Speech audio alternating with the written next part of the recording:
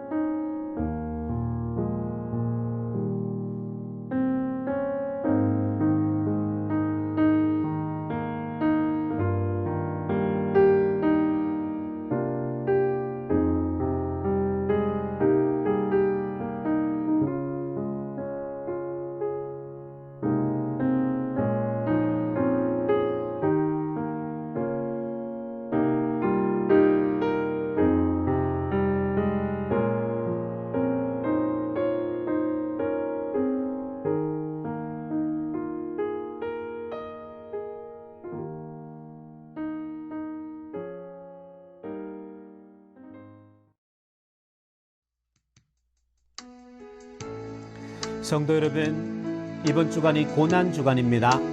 모두가 어려운 때를 지나고 있는데 우리 십자가만을 바라보며 이번 주를 잘 견딜 수 있기를 바랍니다.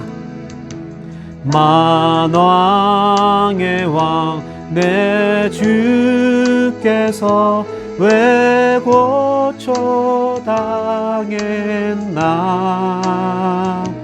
이 벌레가 든 날 위에 그 보혈을 흘렸네. 십자가 내가 처음 볼 때에 나의 맘에 큰 고통 사라져. 오늘 믿고서 내 눈 밝았네. 참 내 기쁨 영원하도다. 주 십자가 못 박힘은 속죄함 아닌가. 그 긍휼함과 그 은혜 말할 수 없도다. 십자가 내가 처음 볼 때에 나의 맘에 큰 고통 사라져. 오늘 믿고서 내 눈 밝았네. 참 내 기쁨 영원하도다. 늘 울어도 그 큰 은혜 다 갚을 수 없네. 나 주님께 몸 바쳐서 주의 힘쓰리. 십자가 내가 처음 볼 때에 나의 맘의 긴 고통 사라져. 오늘 믿고서 내는 밝았네. 참 내 기쁨 영원하도다. 십자가 내가 처음 볼 때에 나의 맘의 긴 고통 사라져. 오늘 믿고서 내는 밝았네. 참 내 기쁨 영원하도다.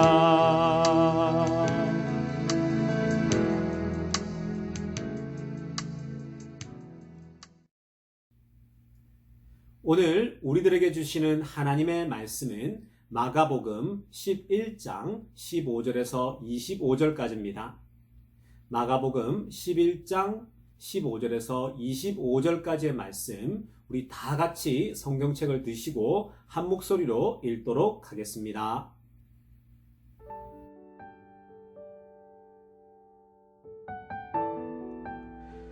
그들이 예루살렘에 들어가니라. 예수께서 성전에 들어가사 성전 안에서 매매하는 자들을 내쫓으시며 돈 바꾸는 자들의 상과 비둘기 파는 자들의 의자를 둘러 엎으시며 아무나 물건을 가지고 성전 안으로 지나다님을 허락하지 아니하시고 이에 가르쳐 이르시되 기록된 바 내 집은 만민이 기도하는 집이라 칭함을 받으리라고 하지 아니하였느냐. 너희는 강도의 소굴을 만들었도다 하시매 대제사장들과 서기관들이 듣고 예수를 어떻게 죽일까 하고 꾀하니 이는 무리가 다 그의 교훈을 놀랍게 여김으로 그를 두려워함일러라.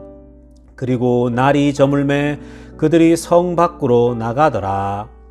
그들이 아침에 지나갈 때에 무화과 나무가 뿌리째 마른 것을 보고 베드로가 생각이 나서 여짜오되 랍비여 보소서 저주하신 무화과 나무가 말랐나이다. 예수께서 그들에게 대답하여 이르시되 하나님을 믿으라.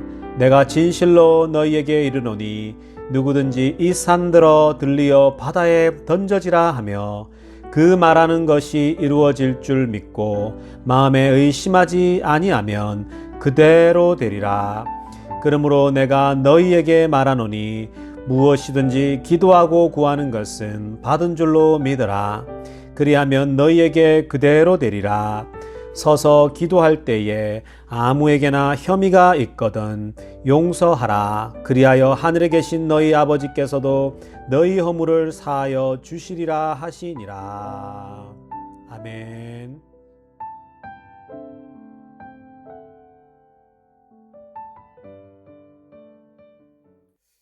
오늘은 고난주간에 주는 메시지, 고난주간에 주시는 메시지라는 제목으로 하나님 말씀 전하도록 하겠습니다. 여러분, 고난주간입니다. 우리가 지난 월요일부터 고난주간을 지나고 있는데 오늘이 벌써 수요일입니다. 여러분, 이 고난주간에 예수님은 어떻게 하셨을까? 고난주간에 예수님은 어떤 삶을 사셨을까를 묵상해보는 시간이 오늘 말씀입니다. 여러분, 예수님은 이 고난주간에 성전에 들어갑니다. 예루살렘에 올라가서 예루살렘 성전을 방문하게 되고 그 안을 살피게 됩니다.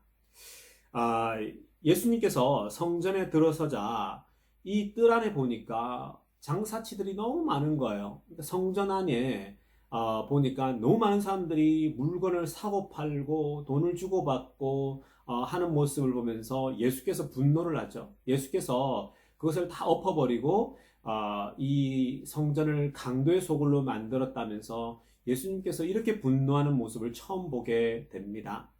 여러분, 성전을 이렇게 비즈니스가 난무하고 물건을 사고 팔고 완전히 성전이 아니라 비즈니스의 그 통로가 되어버린 거예요.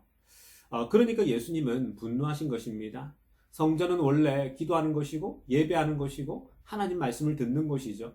그런데 이 사람들이 성전을 완전히 그렇게 비즈니스의 장으로 만들어 버렸다라는 거예요. 근데 이 예수님께서 이 성전 안에 들어와 보니까 어떤 사람들이 있냐면 주로 재물상과 환전상들이 물건을 사고 팔고 있더라는 거예요. 여러분, 성전에서 제사를 지낼 때 제물을 우리가 드리잖아요. 근데 그 제물을 이 성전뜰에서 사고 팔고 있다라는 거예요. 근데 재미난 것은 뭐냐면요. 많은 사람들이, 특별히 가난한 사람들이 집에서 제물을 가져오거든요. 집에서 비둘기도 가져오고 또 조그만 쌀도 가져오고 자신이 가져올 수 있는 그런 작은 것들을, 그 제물들을 집에서 각자 준비를 해온단 말이에요. 그런데 왜 재미냐면요. 이 성전에서 물건을 사고 파는데, 즉 제물을 사고 파는데 집에서 가져오잖아요. 집에서 이 제물을 가져와서 제사장에게 가져가면 그걸 안 받아주는 거예요. 집에서 가져온 것은 절대로 불량품이다. 나는 받지 않겠다라고 하면서 제사에 쓸 수가 없다라는 거예요. 얼마나 황당한 일입니까, 여러분? 그러니까 뭐가 발전하겠습니까? 당연히 재물 파는 그런 가게들이, 파는 사람들이 많이 생기겠죠. 여러분, 왜 성전 안에 이런 제사 때 쓰는 재물을 파는 사람들이 생겨날까요? 그것은 다 그 성전 지도자들과 다 결탁이 되어 있는 거예요.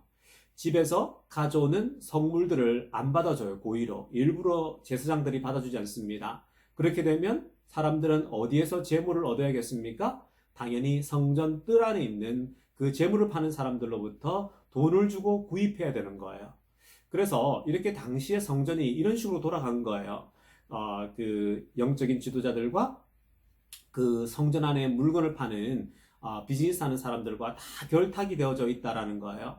그래서 사람들은 그 성전에서 재물을 구입해서 성전에서 재물을 구입한 그 재물만 그 성직자들이 받아준 거예요.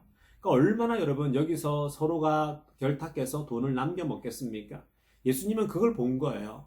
그렇게 기도해야 되고 예배해야 되는 성전이 완전히 비즈니스의 창구가 되어버리고 그렇게 돈을 주고받고 비즈니스가 주고받는 그런 타락한 성전이 되어버린 것에 대해서 분노를 하신 거죠. 그래서 예수님이 엄청나게 분노를 했다라는 겁니다.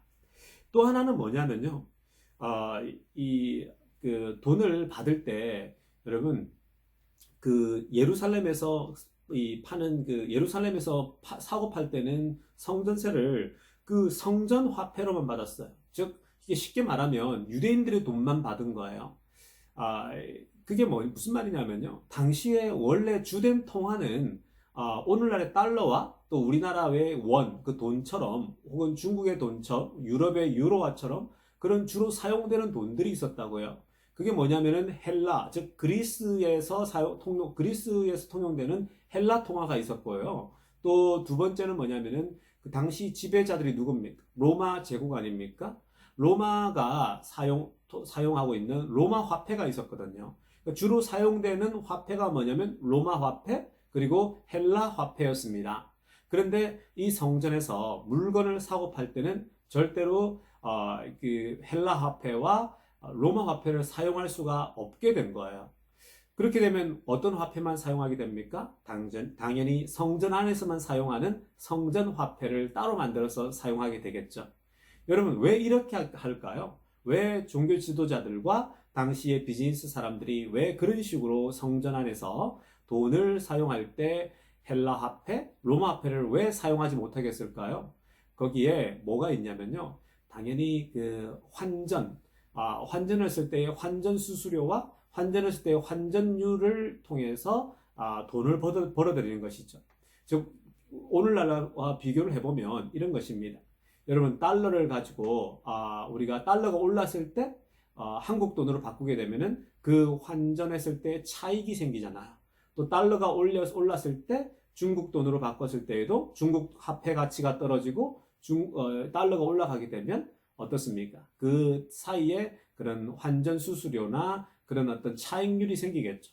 그런 것을 노린 것입니다. 당시에 그 바리새인들과 이런 종교 지도자들이 성전 안에서 반드시 성전 화폐만 고집한 이유가 바로 이렇게 사람들이 물건을 사고 팔 때 그 중간중간에 결국은 환전 수익을 챙길 수 있었기 때문입니다. 이 두 가지예요. 집에서 가져온 재물을 안 받아요. 그러니까 그 안에 성전 안에서 파는 재물만 사야 되는 것이죠. 그리고 또 하나는 바로 성전 화폐로만 하게 되니까 거기서 돈을 또 남겨 먹는 거예요. 이만큼 당시에 이 성전 안이 이렇게 타락한 거예요. 이렇게 부패한 거예요. 그러니까 예수님이 분노하신 거죠. 이 성전은 기도하는 집인데, 하나님의 집은 기도하는 집이고 예배하는 곳인데 완전히 이렇게 비즈니스 창고로 바뀌어 버렸다라는 것입니다.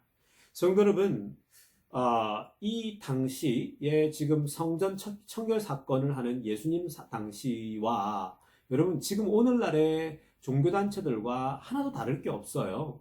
여러분 지금 얼마 전에 우리나라에서 이 코로나 사태의 주범이 된 종교단체가 무엇입니까? 신천지 아닙니까? 여러분 이 신천지가 이단인데 이 종교단체인데 여러분 재미난 것은 뭐냐면요. 이 신천지는 하나님의 이름을 사용해요. 또 자신들의 교회에 자신들의 그 조직에 예수님의 이름을 사용해요. 하나님의 이름 사용합니다. 예수님을 사용합니다. 그리고 신천지의 그 대장인 이만희 씨는 자신이 성령이라고 합니다. 여러분 하나님, 예수님, 성령 우리 교회가 사용하는 특별한 그 용어들을 이 이단들도 다 사용하고 있다는 것입니다. 그런데 여러분 어떻습니까? 하나님의 이름을 도용하고 예수님의 이름을 도용하고 그리고 성령을 이용하는데 정작 어떤 일이 일어나고 있습니까?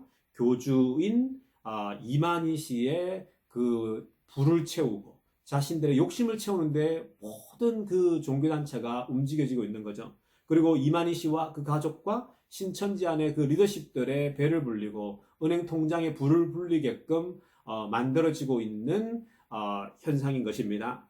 여러분 오늘날의 이단이라고 할 수 있는 이 신천지라는 종교 집단과 여러분 당시 예수님 당시에 이 종교 집단과 하나도 다를 게 없는 거예요. 그리고 또 수년 전에 여러분 한국을 발칵 뒤집어 놓은 사건이 뭡니까? 그 한국을 발칵 뒤집어 놓은 사건이 세월호 사건이죠. 여러분 그 세월호 사건의 중심에 누가 있었습니까? 바로 이단이라고 할 수 있는 구원파 세력들이죠. 여러분 구원파가 이단 세력인데 그 중심에 있었습니다. 여기도 종교단체가 있었죠. 여러분 이 구원파도 마찬가지입니다. 하나님 사용했어요. 예수님 사용했어요. 그런데 정작 이들의 성전에는 하나님이 없어요. 이들의 성전 안에는 예수님이 없어요. 뭐가 있는 줄 아세요? 그들의 성전 안에는 구원파의 지도자들의 배를 불리고 어마어마한 재산을 축적하게 만들고 그들과 함께 세력이 되어 있는 사람들이 이권을 챙기는 창구가 되어 있는 거예요. 여러분 완전히 똑같지 않습니까? 예수께서 그 옛날 성전 청결을 할 때 보여주었던 여러분 그 메시지가 오늘날도 여전히 다 적용이 되는 거예요. 예수님께서 성전 청결을 통해서 보여주는 핵심 메시지는 뭐냐면 오늘날 모든 종교단체들에게 주는 경고 메시지예요. 기독교를 포함하고 불교를 포함하고 모든 종교단체를 다 포함해서 오늘날 정말 구원을 얘기하고 자유를 얘기하고 정말 그런 예수님을 이용하고 하나님을 이용하는 모든 종교단체에 여러분 종교단체에 주는 경고 메시지죠. 과연 불교나 힌두교나 유교나 기독교나 이단들을 모두 다 포함해서 모든 종교 집단들에게 주는 예수님의 경고, 무서운 메시지인 것입니다. 그렇다면 오늘 여러분 교회에 주는 메시지가 무엇일까요? 예수께서 분노하시면서 성전을 청결한 이 사건이 교회에게 주는 메시지가 뭘까요? 특별히 고난주간에 예수님이 성전을 청결하게 하지 않았습니까? 여러분 우리들에게 주는 메시지가 뭘까요? 교회에게 주는 메시지? 그것은 고난당할 때 어려움을 당할 때 내 영혼을 정결하라 라는 것입니다. 여러분들의 영혼들은 정결하십니까? 여러분 지금 전 세계가 코로나 바이러스로 신음하고 있고 고통받고 있죠. 가장 잘 사는 미국과 유럽에게까지 이렇게 많은 사람이 죽으면서 온 세계가 고통받고 있습니다. 여러분 이렇게 온 세계가 고난을 받고 고통을 받고 있다면 하나님의 메시지는 명확한 거예요. 이 고난의 시간에 다시 한번 나는 정결한가를 묵상해 보라는 거예요. 이 고난의 시간에 미국의 교회들은 정결한가? 그리고 유럽의 교회들은 정결한가? 한국에 있는 교회들은 정결한가? 이 질문을 하는 거죠. 물론 여러분 당연히 이단들 다른 종교단체들은 이미 타락할 대로 타락했어요. 그런 부분에 대해서는 얘기할 필요도 없습니다. 여러분 우리는 이 고난의 시간에 특별히 이 고난의 주간에 예수님의 청결 사건을 통해서 깨닫는 건 뭐냐면 나는 정결한가? 우리 교회는 정결한가? 나의 믿음은 어떤가? 하나님을 향한 나의 영혼은 하나님을 향한 나의 삶은 숭고한가? 이런 질문을 던져보셔야 됩니다. 나도 하나님, 예수님의 이름을 부르는 사람인데 과연 나는 그럴 만한 삶을 살고 있는가? 이런 질문을 한번 던져보시길 바랍니다. 나는 하나님과 교회를 진정으로 섬기는 사람인가? 아니면 이 교회를 이용하는 사람인가? 여러분 우리가 그런 질문을 참 많이 해보셔야 됩니다. 제가 지난 한 5년간 교회를 해보면서 그런 걸 참 많이 봤습니다. 교회에서, 교회 안에서 있잖아요. 집사라는 사람들이, 장로라는 사람들이 교회를 이용하고 교회를 이용해서 여러분 자신의 이권을 챙기고 이런 걸 정말 많이 봤어요. 이민교회는 그런 것들이 더욱더 심한 것 같습니다. 성도 여러분, 이 고난주간에 다시 한번 우리가 자신의 영혼을 재점검할 수 있기를 바랍니다. 우리의 믿음을 재점검해야 됩니다. 특별히 이 고난주간을 지나면서 여러분 모든 사람들이 어렵잖아요. 이 고난주간에 다시 한번 내 영혼을 잘 점검해 볼 수 있길 바랍니다. 특별히 작은 교회들은 드물지만 대형 교회들을 보면요. 그 안에 교회들 안에 대형 교회 안에는 장사치들이 많아요. 여러분 비즈니스 할 수 있는 교회로 만들지 않았는지 우리가 교회를 비즈니스의 창고로 만들지 않았는지 그리고 교회 안에 부패하고 썩은 부분이 없는지 대형 교회들은 특별히 정신을 차리면서 스스로 점검해 봐야 됩니다. 저는 우리 모든 성도님들이 이 고난주간에 내 영혼을 정결히 한번 살펴보고 내 영혼은 하나님께 순결한지 나는 하나님께 헌신이 정당한지 이런 모든 우리의 영적인 상태를 한 번씩은 잘 점검해 볼 수 있는 시간 되기를 간절히 축원합니다. 두 번째 메시지는 열매가 없는 믿음은 무너진다라는 거예요. 여러분 열매가 없는 신앙은 결국은 다 무너져요.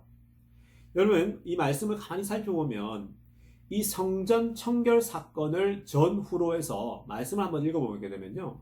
성전 청결 사건 앞뒤로 보게 되면은 예수님은 무화과 나무에 대한 얘기를 나눠요. 그러니까 이 성경이 샌드위치 구조를 하고 있어요. 이 성전 청결 사건을 이렇게 감싸고 있는 전반부와 후반부가 어떤 얘기를 하고 있냐면 무화과 나무를 하고 있다라는 거예요. 예수님이 열매가 없는 무화과 나무를 저주를 하니까 그 무화과 나무가 말라버리는 사건이죠. 우리가 오늘 그 말씀을 읽지 않았습니까? 근데 여러분 이 무화과 나무가 예수께서 저주를 하니까 메말라버린 사건과 성전 청결을 하면서 예수께서 분노하셨던 사건은 하나입니다. 연결되어져 있는 사건이에요. 두 개가 분리되어 있는 사건이 아니고요. 같은 메시지를 우리들에게 전달하고 있다라는 것입니다. 무화과 나무를 한번 보십시오. 잎은 무성해요. 잎이 너무나도 많아요. 여러분 잎이 많으면 그 나무에 무화과 열매가 열려야 되잖아요. 여러분 우리 이민 땅에도 무화과 나무가 많잖아요. 같은 기후라서 지중해와. 여러분 근데 여러분들이 무화과 나무를 발견했습니다. 달려갔어요. 혹시나 무화과 나무가 있을까봐, 열매가 있을까봐. 그 무화과 열매를 먹으면 맛있잖아요. 갔어요. 무화과 나무 그 나뭇잎이 무성한데 가니까 열매가 하나도 없어요. 열매는 있는데 하나도 익지 않고 다 설익었어요. 그리고 그러다가 보니까 무화과 나무가 그냥 그저 그런 거예요. 여러분 그러면 어떻습니까? 정작 그 무화과 나무에 의미가 없는 것이죠. 그래서 예수님은 그 나무에게 저주를 퍼부은 거예요. 열매를 맺지 못하는 무화과는 의미가 없다라는 거예요. 그래서 결국은 어떻습니까? 무화과 나무가 메말라 버렸죠. 성전도 마찬가지입니다. 여러분 교회 성전이 왜 있는 것입니까? 우리가 이 성전을 오늘 교회랑 비교했을 때 이 교회의 존재 이유가 무엇입니까? 그 교회 안에 하나님이 없다면, 그 교회 안에 예배가 없다면, 그 교회 안에 하나님 말씀이 없다면, 그 교회 안에 진정한 하나님을 노래하는 찬양이 없다면, 그 교회 안에 온 성도들의 그 순결함이 없다면 여러분 그 교회는 무너진다라는 거예요. 결국 무너지게 됩니다. 여러분, 그래서 예수님이 나중에 이 성전이 무너지리라고 얘기를 합니다. 여러분, 지금 예수님이 들어간 그 성전은 어떤 성전이냐면 헤롯 대왕이 세운 성전이에요. 헤롯이 이 성전을 세울 때 엄청나게 크게 지었습니다. 어마어마하게 솔로몬의 영광을 재현한다고 해서 크게 지은 성전이 바로 예수님 당시의 성전입니다. 예수님이 들어갔더니 그 성전이 뭘로 변해 있습니까? 완전히 장사치들의 소굴이 된 거죠. 강도의 소굴이 되었다라고 예수님이 분노를 합니다. 여러분, 이렇게 어마어마하게 지은 성전을 바라보면서 제자들은 압도당했어요. 제자들은 너무나도 부러워했습니다. 와, 성전이 너무 크구나. 그런데 예수님은 뭐라고 합니까? 거기에 하나님이 없고 강도의 소굴로 변해버린 그 성전을 뭐라고 예언을 합니까? 돌 하나 남기지 않고 무너지리라고 예언을 해버립니다. 당시에 제자들은 어리둥절했죠. 여러분, 열매가 없는 성전, 열매가 없는 교회가 무너져 버립니다. 건물만 크면 뭐 하겠습니까, 여러분? 교회가 크면 뭐 하겠습니까? 그런 큰 교회의 모습을 하고 있는데 정작 그 안에 하나님이 없어요. 정작 그 안에 진정한 성도들의 그 순결함이 없어요. 진정한 그 안에 하나님의 찬양함이 없어요. 그런 성전은 결국은 무너지게 된다는 것입니다. 성도는 이렇게 무화과 나무와 성전이 주는 메시지가 동일한 거예요. 열매가 없는 무화과 나무는 결국은 메말라 버린다라는 것이죠. 저는 우리 모든 성도님들께서 신앙생활하고 믿음생활하실 때, 특별히 이민자로서 이 땅을 살아갈 때 열매 없는 신앙 살지 않기를 바랍니다. 우리 삶을 다시 한번 돌아보시면서 열매 있는 신앙, 열매를 반드시 맺는 그런 믿음의 생활 하시기를 간절히 축원합니다. 마지막으로 세 번째 메시지는 뭐냐면 믿음으로 기도하라는 거예요. 이 고난 주간에 믿음으로 기도하라고 얘기를 하고 있습니다. 4절 말씀을 다 같이 함께 읽도록 하겠습니다. 그러므로 내가 너희에게 말하노니 무엇이든지 기도하고 구하는 것은 받은 줄로 믿으라. 그리하면 너희에게 그대로 되리라. 여러분, 이 말씀에서 내가 너희에게 말하노니 무엇이든지 기도하고 구하는 것을 받은 줄로 믿으라에 줄 한번 쫙 꺼보시기 바랍니다. 무엇이든지 기도하고 구한 것은 받은 줄로 믿으라. 밑줄 쫙 꺼보시기 바랍니다. 여러분, 기도하실 땐 믿음을 가지고 기도하시기 바랍니다. 그리고 반드시 이 기도가 응답될 것이라는 확신을 가지고 기도하시길 바랍니다. 받은 줄로 믿고 기도하라는 거예요. 여러분, 우리가 이미 응답될 것을 믿고 기도하면 얼마나 기도가 신나겠습니까? 기도가 재밌죠. 기도할 때 신나는 거예요. 여러분, 기도는 이렇게 참 좋은 것입니다. 응답될 줄 믿고 기도하는 거예요. 마음의 확신을 가지고 기도하라는 거죠. 여러분, 이렇게 되잖아요. 그러면 기도하고 나서도 참 재밌습니다. 왜냐하면 하나님이 일하시는 것을 지켜볼 수 있거든요. 내가 기도하고 부러지져요? 반복해서 기도해요. 하나님께 간구하는 것들이 있습니다. 그러면 여러분 재밌잖아요. 하나님이 어떻게 일하실지, 하나님이 내 삶에 그리고 이 세상에 어떻게 일하실지를 보게 되니까 정말 기쁜 거죠. 그런데 성도 여러분, 기도하지 않는 사람들은 재밌습니다. 모든 일들이 그냥 우연이에요. 기도하지 않는 사람들에겐 모든 것이 그냥 accidentally happen 하는 거예요.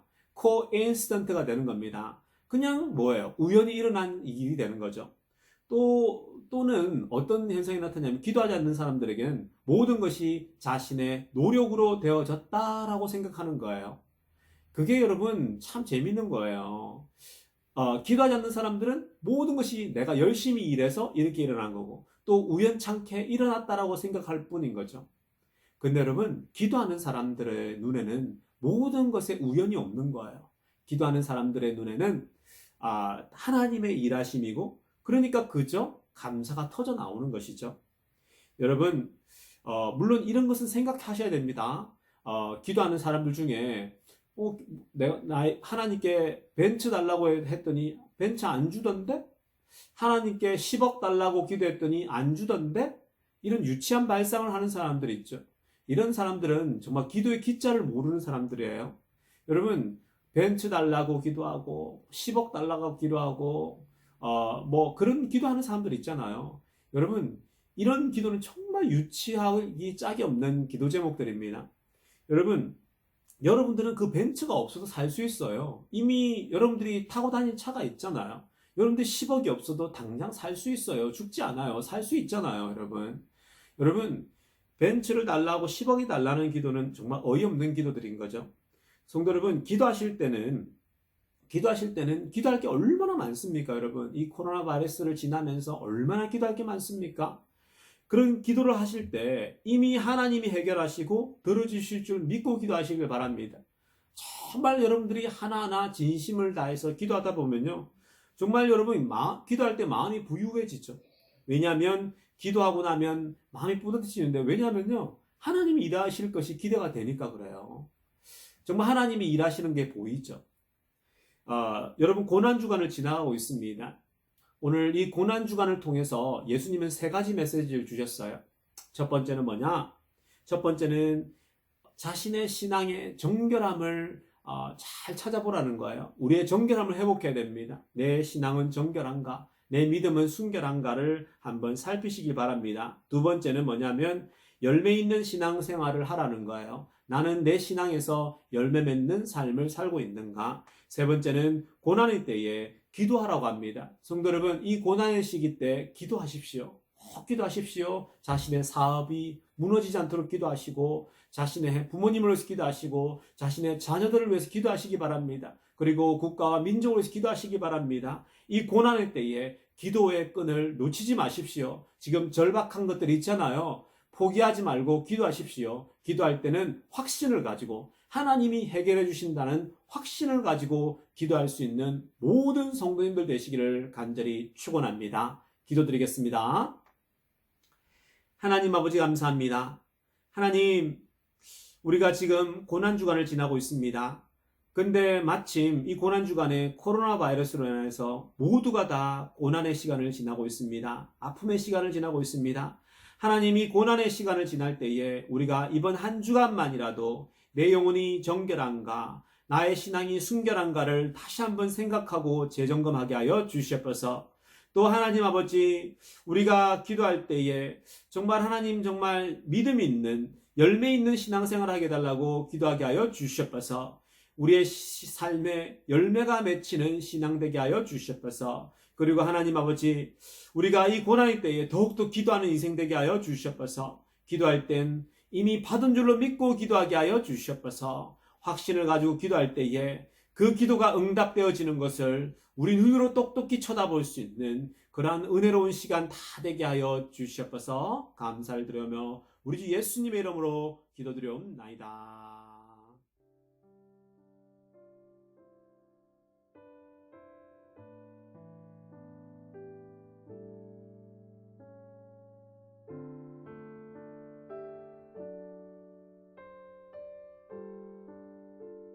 성도 여러분, 우리 이제 다 같이 중보기도하는 시간 갖도록 하겠습니다. 오늘은 딱 2가지를 놓고 기도할 텐데요.